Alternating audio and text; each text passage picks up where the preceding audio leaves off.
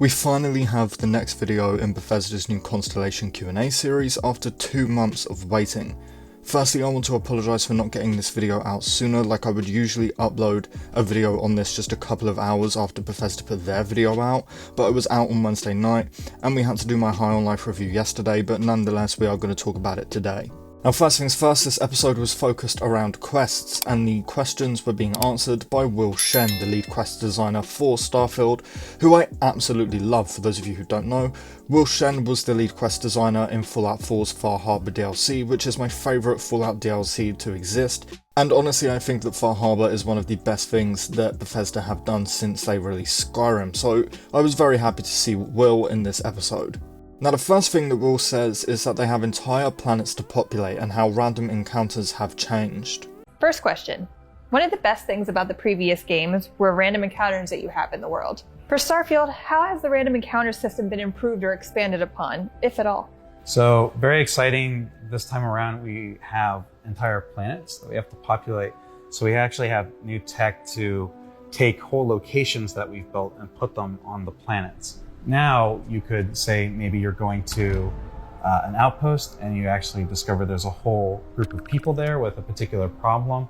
Whereas, before it might be just a person coming to you along the road. Now it's an actual whole location that can be put there. Now that sounds really interesting to me, so instead of randomly bumping into one person on the road, we could find entire groups of people who might have a small quest for us, but Will also goes on to say how they've changed and expanded upon their linear story quests. And maybe they have a problem, like one of our members was kidnapped. They've been kidnapped by some pirates. We think they're over there. We actually are replacing a whole other location with that person in it and enemies around it. So it's a dynamically placed settlement that is taking you to a dynamically placed dungeon as you're walking through the planet. So now, instead of getting told, oh, my friend was kidnapped and taken here, please help, and then you just go to said location, kill a bunch of boring enemies, find the person, and then they go home, and the kidnapped person might actually be in an entire different location than what you thought. Now this sounds really great to me as somebody who really dislikes most of the linear boring quests, for the most part anyway. It sounds like they've sorted out and just expanded upon how they used to be, and this all just sounds really good to me.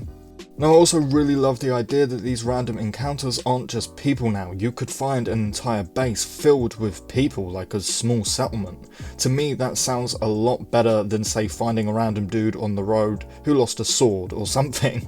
Now one of the things we've actually discussed a lot on the channel is whether or not we could visit Earth, or what happened to Earth, but they have now confirmed that no, we cannot visit Earth, but there is a quest to find out what happened to it.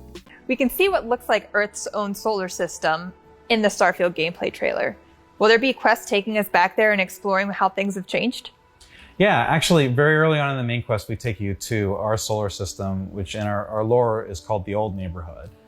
Nice. And you'll be being sent there on a mission from Constellation to discover the mysteries of the artifacts, and you'll get in contact with the question of what happened to Earth.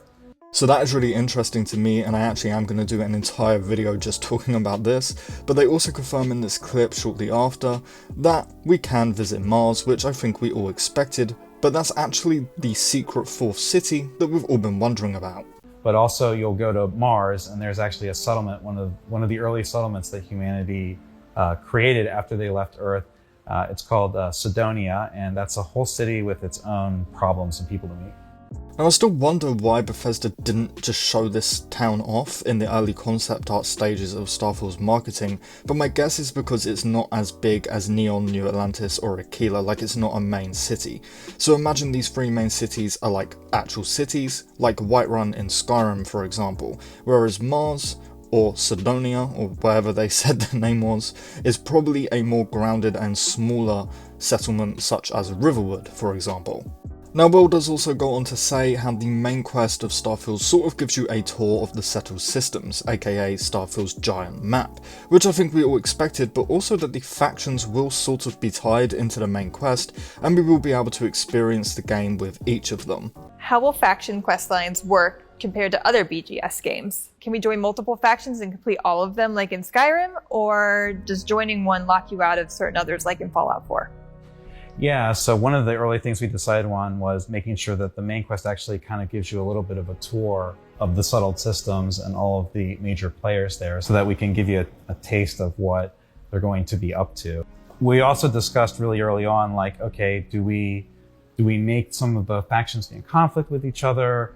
And we decided, we really want to make sure that you can play through all the faction lines independently of each other. Now, I'm going to be honest, I'm always honest with you guys.